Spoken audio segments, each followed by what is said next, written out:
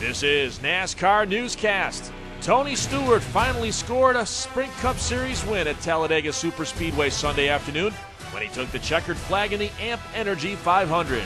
Stewart held off Regan Smith in a mad dash to the checkered flag, and after finishing second 6 times at the 2.66-mile track, picked up the first win of his career and first of the 2008 season. You know, I made a counter move early enough to get him committed to one direction, and I got back down to the line quick. So, man, I mean, it's a tough position to be in when you're the first guy. It's a tough position when you're the second guy, but you know, we were able to finally get that first win here at Talladega. That's there's only 3 of them left that we haven't won at now. And Smith crossed the finish line ahead of Stewart, but was below the yellow out-of-bounds line and wound up with an 18th place finish. His DEI teammate, Paul Menard, was credited with the runner-up finish behind Stewart.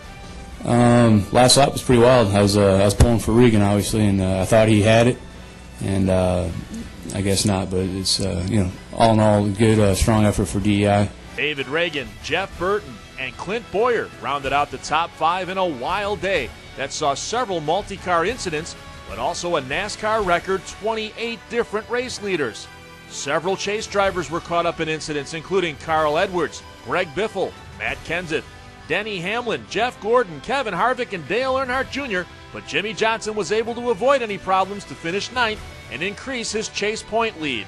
It's kind of in the eye of the storm throughout the majority of the day, and somehow, some way, slipped through all those instances and came home with a good finish.